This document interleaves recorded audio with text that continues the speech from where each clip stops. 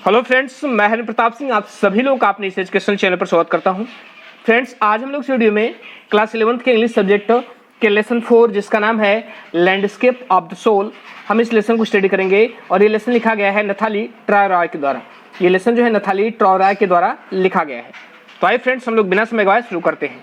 तो आइए बिना समय गवाए हम लेसन को शुरू करते हैं। लेसन की a wonderful old tale is told about the painter Wu Daozi. कह रहा है कि एक वंडरफुल, एक अद्भुत, ओल्ड पुरानी, और टेल मीन्स कहानी, एक अद्भुत पुरानी कहानी इज टोल्ड कही जाती है अबाउट द पेंटर उदौजी। कह रहा है कि पेंटर उदौजी के बारे में एक अद्भुत पुरानी कहानी जो है एक पेंटर उदौजी के बारे में कही जाती है। Who lived in 8th century, जो 8th century में रहते थे, मतलब जो 8वीं शताब्दी में रहते थे। His last painting was a landscape, उनकी जो अंतिम पेंटिंग थी वो एक लैंडस्केप थी। लैंडस्केप मतलब होता है भूदृश्य। भूदृश्य, भू मीन्स क्या होती है? पृथ्वी या जमीन, और दृश्य, दृश्य तो जानते हैं। कह रहा कि लैंडस्केप मतलब होता है भूदृश्य। कह रहा his last painting was a landscape, उनकी अंतिम पेंटिंग एक लैंडस्केप थी, कमीशनड बाय द तोंग एम्परर जुआंगजोंग। कह रहा कि जिसे बनाया गया था, कमीशन बनाया गया था by the तोंग emperor जुआंगजोंग।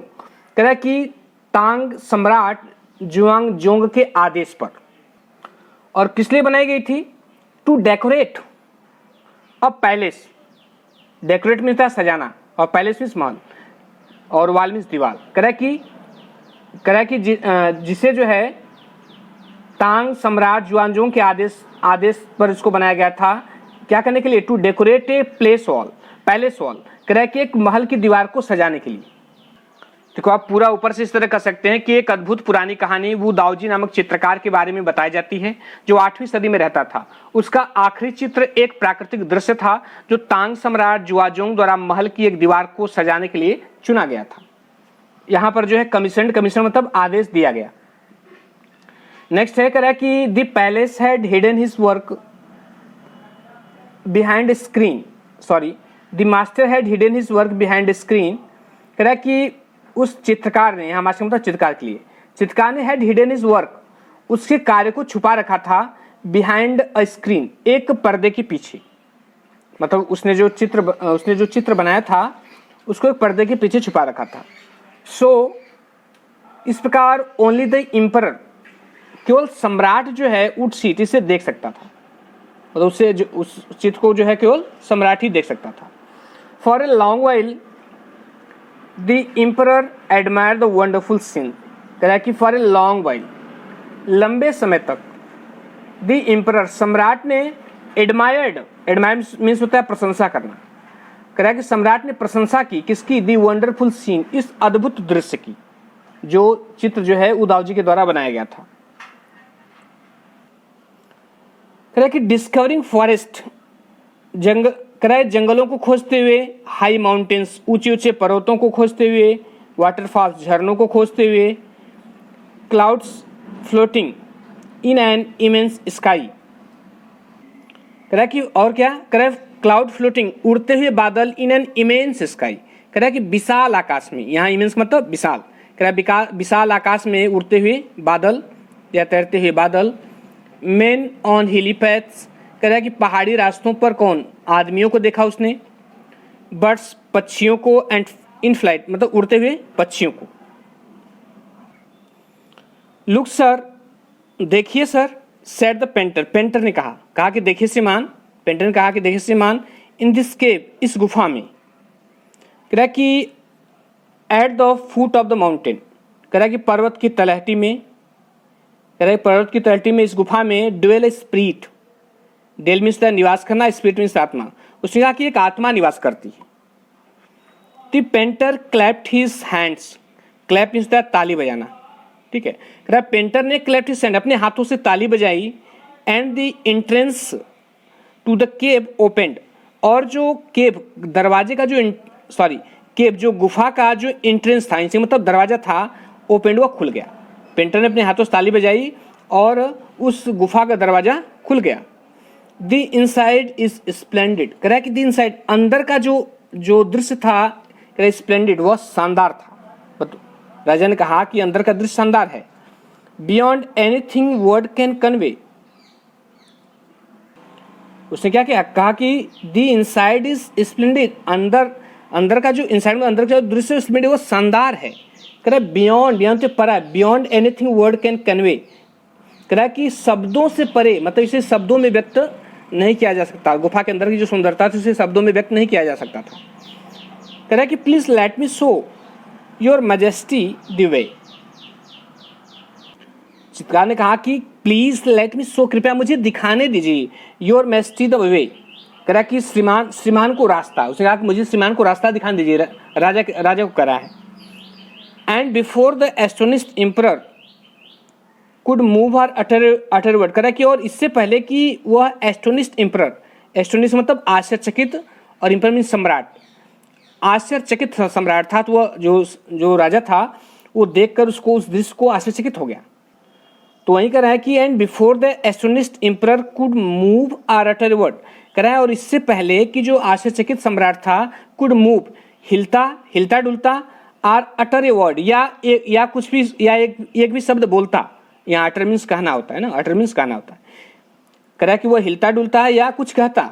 The painting had vanished from the wall, तो वह जो पेंटिंग थी वह दीवार से क्या होगी, वैनिस्ड होगी, मतलब वह दीवार से गायब हो गई। इससे पहले कि राजा कुछ कहता, हिलता डुलता, वह दीवार से गायब हो गई। Not trace of Wu Daozi brush was left, कह रहा है कि उदावजी के ब्रश का नॉट ट्रेस मतलब एक भी चिन्ह नहीं। तो वही कह रहा है कि not trace of Wu Daozi brush was left, Wu Daozi के ब्रश का एक भी चिन्ह नहीं बचा था, मतलब पूरी की पूरी वो जो चित्रकारी थी पूरी की पूरी वो पेंटिंग ही गायब हो गई थी।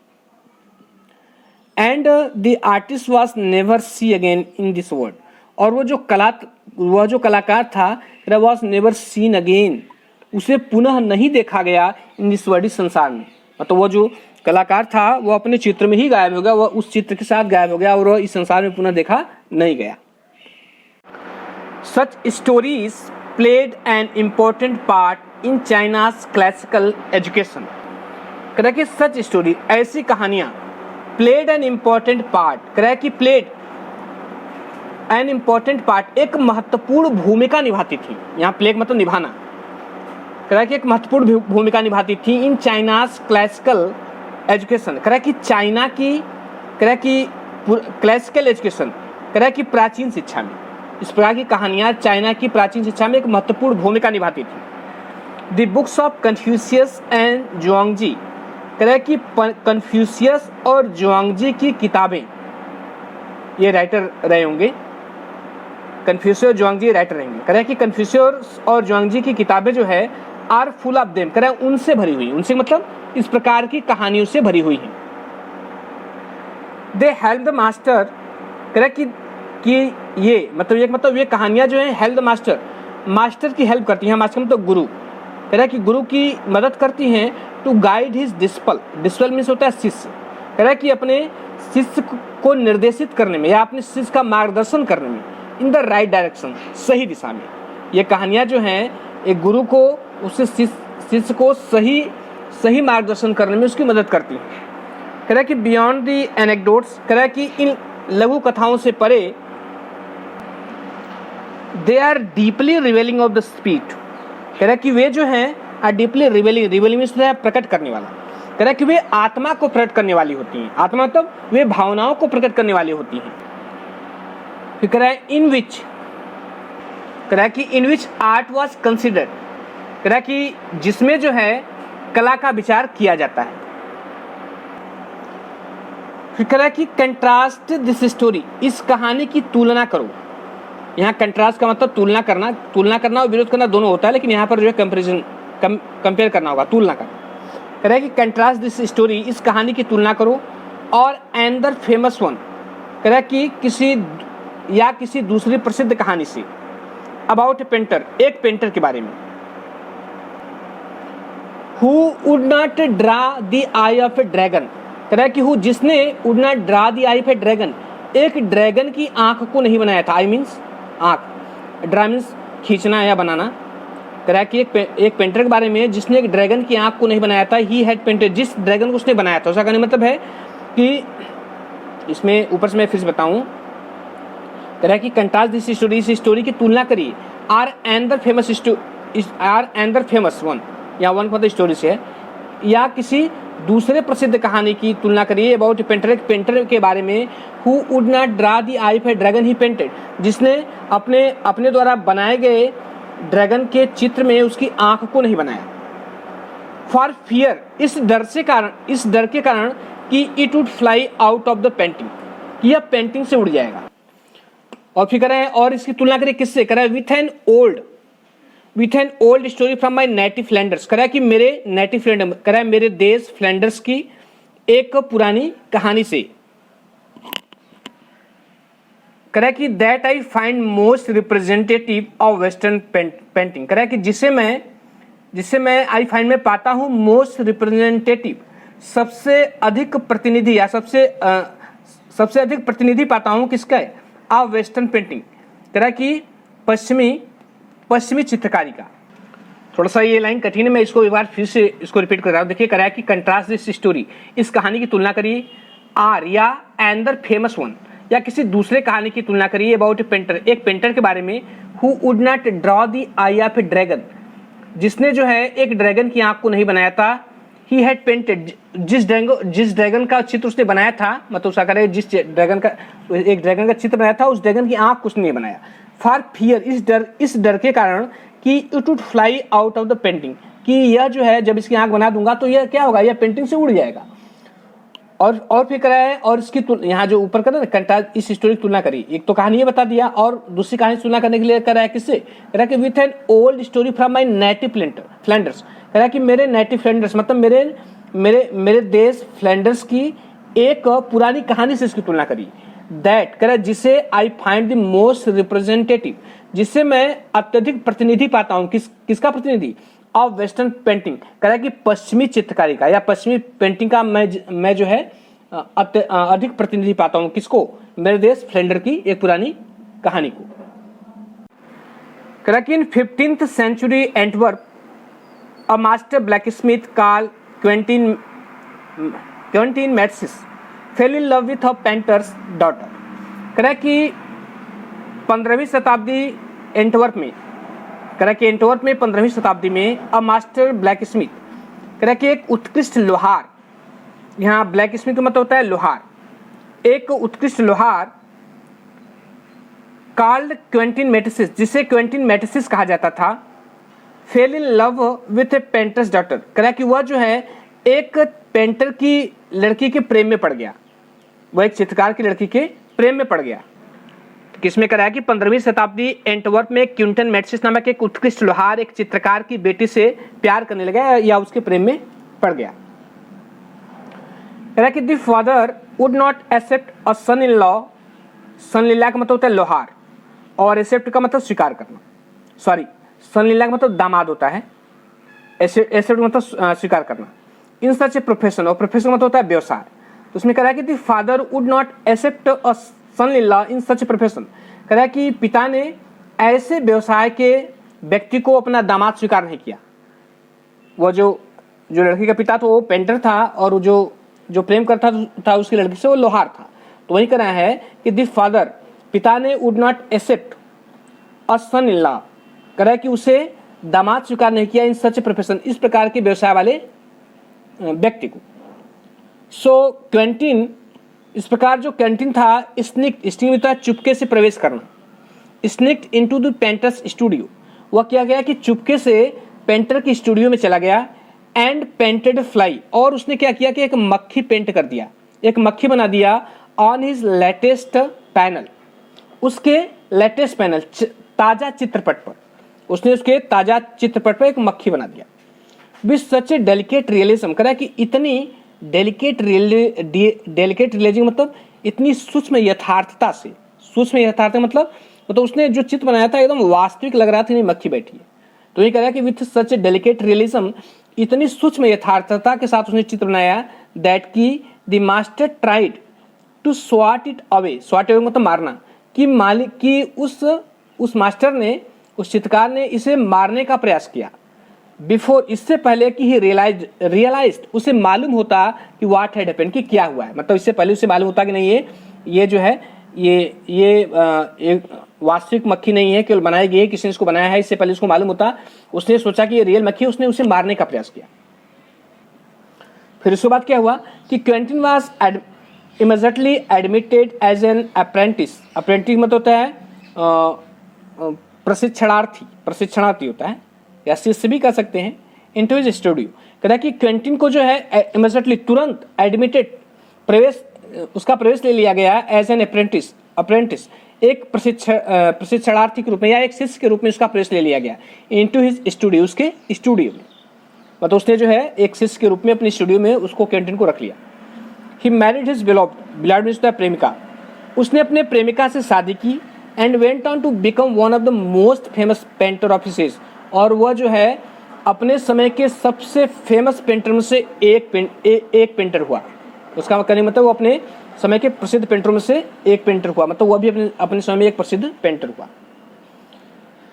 अब ये कहानियां जो बता रहा है उसके बारे में कहानी क्यों बताई गई, कह रहा है कि दिस टू स्टोरीज, ये दोनों कहानियां इलस्ट्रेट, वर्णन करती हैं कि what each form of art, कि कला का प्रत्येक स्वरूप जो है, कह रहा है what is trying to achieve, क्या प्राप्त करने की कोशिश कर रहा है। जरा ध्यान सुनिए, कह रहा है कि दिस टू स्टोरीज, ये दोनों कहानियां इलस्ट्रेट, इस बात की व्याख्या करती हैं या इस बात का वर्णन करती हैं कि क्या ईच फॉर्म ऑफ आर्ट, कला का प्रत्येक स्वरूप, इस ट्राइंग, कह रहा है क्या कोशिश कर रहा है टू अचीव, प्राप्त करने की, जो है कह रहा है कि ये दोनों कहानियां इस बात की व्याख्या करती हैं कि कला का ये जो दोनों स्वरूप है वह क्या प्राप्त करने की कोशिश कर रहा है। एक वो कहानी वो जिसमें वो दाऊजी ने बनाया था, उसको चित्र बनाया था और उसमें वो खुद प्रवेश कर गया और वह गायब हो गया। और एक तरफ, दूसरी तरफ क्या है कि एकदम हूबहू चित्र बनाया जाता है। दोनों में अंतर, ध्यान सुनिएगा, दोनों में अंतर है। एक जो है एकदम सेम नकल करता है और दूसरा क्या है कि भावनाओं और विचारों को प्रकट करने वाला है। अब देखिए इसे कह रहा है कि अब परफेक्ट, कह रहा है कि एक संपूर्ण एलोजेनिस्टिक लाइकनेस, एलोजेनिस्टिक मतलब भ्रम पैदा करने वाली या भ्रमित करने वाली, और लाइकनेस मतलब समानता। इन यूरोप, कह रहा है कि यूरोप में, कह रहा है कि यूरोप की कला कैसी है, कह रहा है कि यूरोप की कला जो है अब एक संपूर्ण एलोजेनिस्टिक लाइकनेस, कह रहा है कि यह जो है एक संपूर्ण भ्रमित करने वाली समानता को प्रदर्शित करती है। कौन? यूरोप की कला। उसके बाद क्या है, कह रहा है कि द इसेंस मतलब सार, the essence of inner life, inner life मतलब आंतरिक जीवन, एंड स्पिरिट मीन्स आत्मा, इन एशिया। और एक कला क्या प्रदर्शित करती है, कह रहा है कि जो एशिया कला है वो क्या प्रदर्शित करती है, the essence of inner life, कह रहा है कि आंतरिक जीवन और कह रहा है कि आंतरिक जीवन और आत्मा को प्रदर्शित करती है, मतलब आंतरिक जीवन और आत्मा के सार को प्रदर्शित करती है। ध्यान सुनिएगा, कह रहा है कि जो एशिया की जो कला है क्या प्रदर्शित करती है, कह रहा है the essence of inner life and spirit in Asia. Asia की जो कला है वह आंतरिक जीवन और आत्मा के इसेंस, सार को प्रकट करती है। इन द चाइनीज स्टोरी, कह रहा है कि चाइनीज कहानी में द इम्परर कमीशंस, जो सम्राट है वो कमीशंस, वो आदेश देता है अ पेंटिंग, एक चित्र बनाने का। एंड अप्रिशिएट मीन्स होता है प्रशंसा करना, और वह प्रशंसा करता है इट्स आउटर अपीयरेंस, कह रहा है कि इसके आउटर अपीयरेंस की, मतलब इसके बाह्य स्वरूप की। चाइनीज कहानी में सम्राट जो है एक चित्र बनाने का आदेश देता है और उसके बाह्य स्वरूप की प्रशंसा करता है। But the artist reveals to him the true meaning of his work, लेकिन जो कलाकार है रिवेल्स टू हिम, उसे प्रकट करता है या उसके सामने उजागर करता है the true meaning of his work, अपने काम के सच्चे अर्थ को।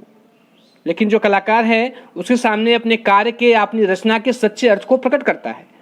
द इम्परर, कह रहा है कि सम्राट में रूल ओवर मीन्स होता है शासन करना, रूल ओवर मीन्स शासन करना। कह रहा है कि सम्राट जो है में रूल ओवर द टेरिटरी, उस क्षेत्र पर शासन कर सकता है। ही हैज कॉन्कर्ड, जिस क्षेत्र को उसने जीता है।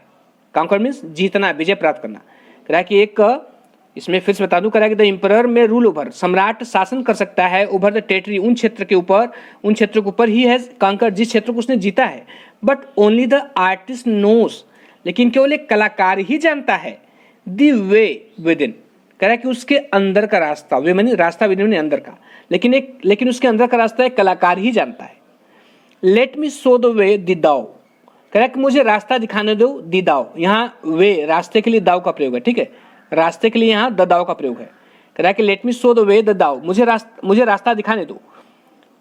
जो कहानी जब शुरू हुई थी तो वो दाऊ जी ने जो चित्र बनाया था तो राजा को कहा कि मुझे रास्ता दिखाने को, फिर वह क्या करता है, हाथ से ताली बजाता है, गुफा खुलती है, उसमें शानदार दृश्य दिखाई देता है, वो उसमें चला जाता है और पूरी पेंटिंग ही गायब हो जाती है। तो वहीं उसी सेंटेंस को यहाँ पे लिखा है कि let me show the way the दाओ, मुझे रास्ता दिखाने दो, वहाँ दाओ का मतलब रास्ते से। कह रहा कि अ वर्ड एक ऐसा एक ऐसा शब्द, किसको करा है, वे को करा है, रास्ते को करा है, एक ऐसा शब्द दैट मीन्स बोथ, जिसका दोनों अर्थ होता है, द पैथ और द मेथड, जिसका दोनों अर्थ होता है, पैथ रास्ता भी होता है और द मेथड या विधि भी होती है, जिसका अर्थ रास्ता होता है या विधि होती है। और क्या होता है, and the mysterious works of the universe, और क्या होता है, और इस ब्रह्मांड की रहस्यमयी काम या रहस्यमयी रचनाएं होती हैं। यहाँ ना मिस्टीरियस में रहस्यमयी, वर्क का मतलब कार्य या रचना, यहाँ वर्ष का मतलब रचना समझिए, ऑफ द यूनिवर्स। और क्या होता है, कह रहा है कि और यहाँ यूनिवर्स का मतलब ब्रह्मांड होता है, और ब्रह्मांड की रहस्यमयी रचना। यहाँ फिर से देखिए, कह रहा है कि let me show the way, मुझे रास्ते को दिखाने दो, द दाओ, कह रहा है कि अवर्ड एक ऐसा शब्द, किसको कह रहा है, वे को, दाओ को, वे को कह रहा है, दोनों का मतलब एक ही है। कह रहा है एक ऐसा शब्द दैट मीन्स बोथ, जिसका दोनों अर्थ होता है, क्या होता है, द पैथ और द मेथड, रास्ता होता है या विधि होती है, एंड और क्या होता है, द मिस्टीरियस रहस्यमयी वर्क्स, रचना ऑफ द यूनिवर्स, ब्रह्मांड की है। दूसरा क्या होता है, ब्रह्मांड की रहस्यमयी रचना होता है। द पेंटिंग इज गॉन, कह रहा है कि पेंटिंग चली गई, बट द आर्टिस्ट, लेकिन जो कलाकार था, हैज रीच्ड हिज गोल में लक्ष्य, लेकिन जो कलाकार था अपने लक्ष्य तक पहुंच चुका। पेंटिंग चली गई लेकिन जो कलाकार था अपने लक्ष्य के, वह अपने लक्ष्य पर पहुंच गया। बियॉन्ड एनी मेटेरियल अपीयरेंस, कह रहा है कि बियॉन्ड माने परे होता है, परे, दूर, परे या दूर, बियॉन्ड एनी मेटेरियल अपीयरेंस, कह रहा है कि किसी भी मेटेरियल भौतिक अपीयरेंस, प्रतीति से दूर, वह जो अपने लक्ष्य तक पहुंच जाता है किसी भौतिक प्रतीति से दूर, अर्थात इस सांसारिकता से दूर। कह रहा है कि यह क्लासिकल चाइनीज लैंडस्केप, एक कह रहा है कि पुरानी चाइना की लैंडस्केप, भूदृश्य, कह रहा है चाइना के पुराने भूदृश्य का इज नॉट मीट, इसका मतलब जो है, एक पुराने चाइना के भूदृश्य का मतलब जो है to reproduce an actual view, कह रहा है कि एक वास्तविक दृष्टिकोण प्रस्तुत नहीं करना है। कहने मतलब है जो चाइना भूदृश्य का जो मतलब है वह वास्तविक दृष्टिकोण प्रस्तुत नहीं करना, मतलब किसी चीज को हूबहू वही नहीं बनाना है। कह रहा है कि as would western figurative painting, जैसा कि वेस्टर्न पश्चिमी फिगरेटिव पेंटिंग प्रतीकात्मक पेंटिंग करती थी, जैसा जो है पश्चिमी प्रतीकात्मक पेंटिंग जैसा करती थी, कि वह एकदम हूबहू चित्र बनाती थी। चाइनीज वह जो चाइनीज कला है उसका उद्देश्य जो है एकदम हूबहू चित्र बनाना नहीं है। कह रहा कि वेयर, जबकि द यूरोपियन पेंटर होता है wants you to borrow his eyes, वह चाहता है कि आप उसकी आंखें उधार ले मतलब आप उसकी आंखों से देखें। And look at particular landscape, और आप जो है एक विशेष भूदृश्य को देखें। एग्जैक्टली, ठीक वैसा ही एज इज साइड, जैसा कि उसने देखा है। जो यूरोपियन पेंटर है वह चाहता है कि आप उसकी आंखों से देखें, आप ठीक वैसा ही देखें जैसा कि उसने देखा है। फ्रॉम ए स्पेसिफिक एंगल, एक विशेष कोण से, अर्थात एक विशेष नजरिए से आप उस चित्र को देखें। The Chinese painter does not choose a single view point, लेकिन जो चाइनीज पेंटर होता है वो does not choose a single view point, वह एकल दृष्टिकोण को नहीं चुनता। सिंगल व्यू पॉइंट मतलब एकल दृष्टिकोण, वह एकल दृष्टिकोण को नहीं चुनता। His landscape is not a real one, कह रहे कि उसका जो भूदृश्य होता है वो एकदम रियल नहीं होता, हूबहू नहीं होता यूरोपियन लैंडस्केप की तरह।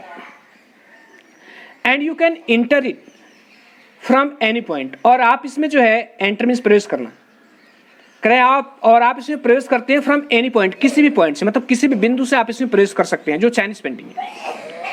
देन ट्रेवल इन इट, तब आप इसमें यात्रा कर सकते हैं। The artist create a path, कह रहा है जो कलाकार है क्रिएट्स पैथ, एक रास्ता बनाता है, क्रिएट मैंने बनाना, रचना करना, एक रास्ता बनाता है फॉर योर आइज, आपकी आंखों के लिए, to travel up and down, जिससे आप इसमें ऊपर नीचे यात्रा कर सके, घूम सके। एक कलाकार जो है एक रास्ता बनाता है, आपकी आंखों के लिए एक रास्ता बनाता है जिससे आप जो है उस चित्र में घूम सके, ऊपर नीचे कर सके, घूम सके। देन बैक अगेन, और फिर वापस आ सके इन ए लेजरली मूवमेंट, मतलब आराम से, आराम से मतलब कि आप फुर्सत से फिर वापस आ सके। एक कलाकार जो होता है आपकी आंखों के लिए रास्ता बनाता है ताकि आप उस पेंटिंग में जो है उसके चित्र में क्या करे, भ्रमण कर सके, घूम सके और फिर आराम से वापस आ सके। This is even more true in the case of the horizontal scroll, कह रहा है कि यह जो है इवन मोर ट्रू, कहीं अधिक सत्य है, in the case of the horizontal scroll.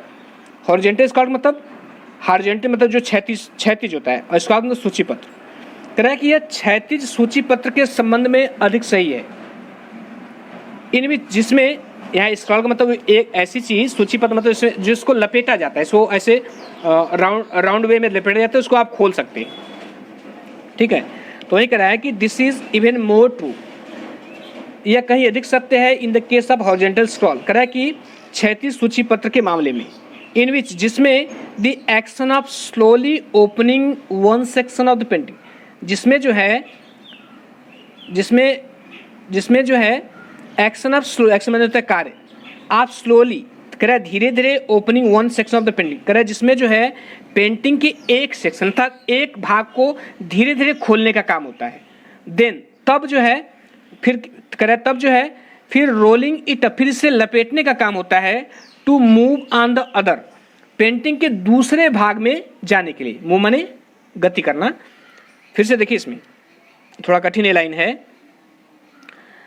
कह रहा है मैं यहाँ से मैं फिर से बता रहा हूँ, कह रहा है कि this is even more true in the case of horizontal scroll, कह रहा है कि यह क्षैतिज सूची पत्र के मामले में अधिक सही है, इनमें जिसमें द एक्शन में तो कार्य, आप स्लोली मतलब धीरे धीरे, ओपनिंग माने खोलना, वन सेक्शन माने भाग, यहाँ सेक्शन मतलब भाग, पेंटिंग माने चित्र, कह रहा है कि जिसमें चित्र के एक भाग को धीरे धीरे खोलने का काम होता है, ठीक है। देन तब जो है रोलिंग इट अप, इसको रोल अप किया जाता है, इसको लपेटा जाता है, टू मूव जाने के लिए, ऑन टू द अदर दूसरे भाग में, मतलब पेंटिंग के दूसरे भाग में जाने के लिए इसको लपेटा जाता है। कह रहा है कि एड्स, यह जो है एड्स डायमेंशन ऑफ टाइम, यह क्या करता है, जोड़ देता है, किसको, डायमेंशन ऑफ टाइम, समय के आयाम को, यह समय के आयाम को जोड़ देता है जब हम एक भाग से दूसरे भाग में जाते हैं। कह रहा है विच इज अननोन, जो कि अनजान है, in any other form of painting, कह रहा है कि पेंटिंग के किसी दूसरे स्वरूप में, या ऐसे भी कह सकते हैं जो पेंटिंग के किसी दूसरे स्वरूप में ऐसा पाया नहीं जाता, ठीक है। अननोन मतलब अनजान या अज्ञात, कह रहा है कि जो पेंटिंग किसी दूसरे फॉर्म में, किसी दूसरे स्वरूप में नहीं पाया जाता।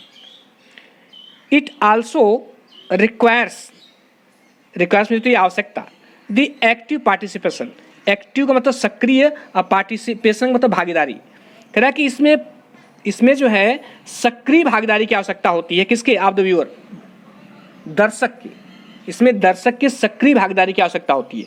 हु डिसाइड्स, जो निर्णय करता है कि एट व्हाट पेस में गति, कि किस गति से he will travel through the painting, कि वह पूरी पेंटिंग में ट्रेवल करेगा, कह रहा है जो ये निर्णय करता है कि वह किस गति से पूरी पेंटिंग में यात्रा करेगा, पूरी पेंटिंग में भ्रमण करेगा। अब पार्टिसिपेशन एक ऐसी भागीदारी which is physical as well as mental, जो शारीरिक के साथ साथ मानसिक भी होती है, मतलब वह शरीर के साथ साथ वह जो है उसकी मानसिक भागीदारी भी हो, उसकी कल्पनात्मक शक्ति भी सक्रिय हो। केवल वैसी चीजों को समझेंगे नहीं, हूबहू समझेंगे नहीं, मतलब उसमें वो उन चीजों को समझे, जो चीजें नहीं भी दिख रही उसको भी समझे।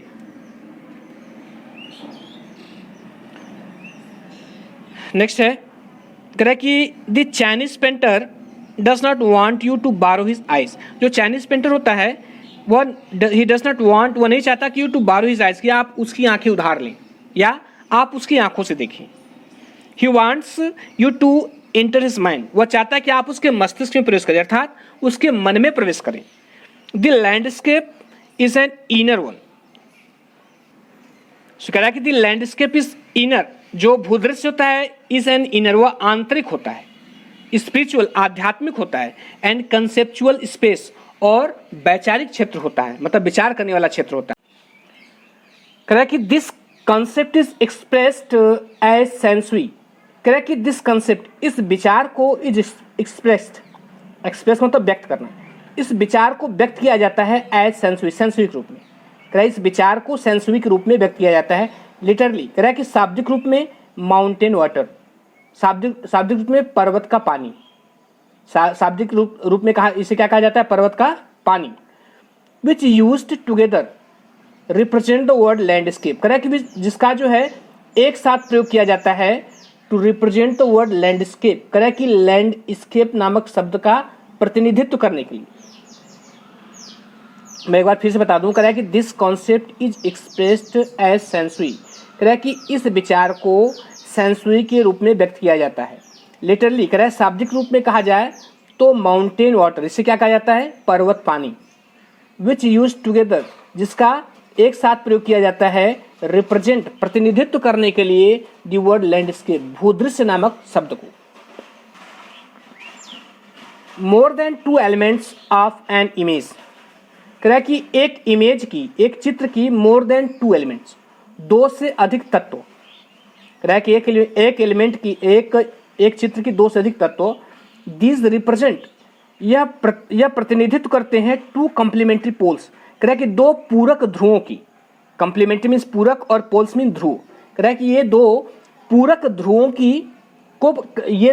ध्रुवों का प्रतिनिधित्व करते हैं। Reflecting the Daoist view of the universe, और जो क्या करते हैं, रिफ्लेक्टिंग प्रतिबिंबित करते हैं किसको, the Daoist view of the universe, कह रहा है कि इस ब्रह्मांड के दाओवादी दृष्टिकोण, कह रहा है यह इस ब्रह्मांड के दाओवादी दृष्टिकोण को या दाओवादी विचार को ये प्रतिबिंबित करते हैं। द माउंटेन इज यांग, कह रहा है कि पर्वत को यांग कहा गया है या पर्वत यांग है, पर्वत को यांग कहा गया है या पर्वत यांग है। रिचिंग वर्टिकली, जो ऊपर उठता रहता है, टुवार्ड्स द हेवन, आकाश की तरफ, हेवन मीन स्वर्ग होता है, स्वर्ग की तरफ मतलब आकाश की तरफ। स्टेबल, स्थिर होता है। वार्म, गर्म होता है। एंड ड्राई इन द सन, और सूर्य की धूप में क्या होता है, सूखा होता है। वाइल, जबकि द वाटर इज इन, जबकि पानी को क्या कहा गया, पानी को इन कहा गया है। हॉरिजॉन्टल, जो क्षैतिज होती है। And resting on the earth, और पृथ्वी पर क्या कर रही होती है, रेस्ट मतलब पड़ी हुई होती है, जो क्षैतिज होती है और पृथ्वी पर पड़ी रहती है। फ्लूइड, तरल होती है। मॉइस्ट, नम होती है। एंड कूल, और ठंडी होती है। द इंटरेक्शन ऑफ इन, कह रहा है कि इन की पारस्परिक क्रिया या इन की अंतर क्रिया किसके साथ, अभी आगे बताया किसके साथ, यांग के साथ, ठीक है, इन की अंतर क्रिया यांग के साथ अभी आगे आएगा। कह रहा है कि द इंटरेक्शन ऑफ इन की पारस्परिक क्रिया, अब इन को कर रहा है, इन क्या है, द रिस्पेक्टिव, जो ग्रहणशील है, किसको कर रहा है, इन किसको कहा गया, पानी को कहा गया। Feminine aspect of universal energy, जो यूनिवर्सल एनर्जी, कह रहा है कि जो सार्वभौमिक ऊर्जा का क्या है, फेमिनिन एस्पेक्ट है, मतलब स्त्री रूप है, स्त्री रूप है। कह रहा है जो सार्वभौमिक ऊर्जा का स्त्री रूप है और ग्रहणशील है। एंड इट्स काउंटर पार्ट, और इसका दूसरा भाग यांग, और जो इसका दूसरा भाग यांग है, यांग किसको कहा गया है, पर्वत को, पानी को इन कहा गया, पर्वत को यांग। कह रहा है कि जो एक्टिव, जो सक्रिय है। एंड मैस्कुलिन, और पुरुष है। Is of course of fundamental notion of Daoism, कह रहा है कि यह निश्चित रूप से फंडामेंटल नोशन ऑफ दाओइज्म, कह रहा है कि जो दाओवादी विचारधारा का आधारभूत विचार है। फंडामेंटल नोशन मतलब आधारभूत विचार, जो दाओवादी विचारधारा का क्या है, आधारभूत विचार है। कह रहा है कि व्हाट इज ऑफन ओवरलुक्ड, कह रहा है what is often overlooked, overlook मतलब होता है नजरअंदाज करना। कह रहा है जिस चीज को प्रायः नजरअंदाज किया जाता है, is an essential third element, वह आवश्यक रूप से तीसरा तत्व है। कह रहा है व्हाट इज ऑफन ओवरलुक्ड, जिसको प्रायः ओवरलुक किया जाता है अर्थात नजरअंदाज किया जाता है, is an essential third element, वह आवश्यक रूप से क्या है, तीसरा तत्व है। द मिडल ओड, जिसको मध्य शून्य बोलते हैं, क्या बोलते हैं, तीसरा तत्व को क्या बोलते हैं, द मिडल ओड, मध्य शून्य। वेयर देयर, कह रहा है जहां पर देयर इंटरेक्शन टेक्स प्लेस, जहां पर उनकी अंतर क्रिया होती है या जहां पर उनकी पारस्परिक क्रिया होती है। दिस कैन बी कंपेयर्ड इसकी तुलना की जा सकती है विद द योगिक प्रैक्टिस, कराई योग क्रिया से, आप प्राणायाम की, इसकी तुलना जो है योग क्रिया की प्राणायाम से की जा सकती है। ब्रीद इन, सांस अंदर लेना, रिटेन, रोके रखना, ब्रीद आउट, और सांस बाहर निकालना। कह रहा है कि दिस सस्पेंशन ऑफ ब्रीथ, कह रहा है कि इस ब्रीथ, सांस का निलंबन या सांस को रोकना, दिस सस्पेंशन ऑफ ब्रीथ, सांस का निलंबन इज द ओड, सांस का निलंबन ही क्या है, शून्य है, सांस का निलंबन ही शून्य है। वेयर मेडिटेशन ऑकर्स, जहां पर साधना क्या होती है, ऑकर्स घटित होती है, या जहां पे साधना होती है। क्या कह रहा है इसमें, दिस सस्पेंशन ऑफ ब्रीथ, सांस का निलंबन ही क्या है, इज ओड, वह शून्य है। वेयर, जहां पर मेडिटेशन ऑकर्स, जहां पर साधना होती है। दी मिडल ओड, कह रहा है जो मध्य शून्य है, इज इसेंशियल, वो आवश्यक है, मध्य शून्य आवश्यक है। Nothing can happen without it, कह रहा है कि नथिंग, कोई भी चीज कैन हैपन, घटित नहीं हो सकती, विदाउट इट, इसके बिना। कह रहा है कि बिना इससे कोई भी चीज घटित नहीं हो सकती, किसके बिना, मिडल ओड मतलब मध्य शून्य की। हेंस, इसलिए the importance of the white unpainted space in Chinese landscape, कह रहा है इसीलिए द इम्पोर्टेंस, महत्व है, किस, इसलिए महत्व है किसका, ऑफ द वाइट, उस सफेद अनपेंटेड स्पेस, मतलब अनपेंटेड, बिना पेंट किए गए उस खाली स्थान का, इन चाइनीज लैंडस्केप, कह रहा है कि चीन की भूदृश्य में, इसलिए चीन के भूदृश्य में उस सफेद और खाली स्थान का भी महत्व है, जिसको पेंट नहीं किया गया है।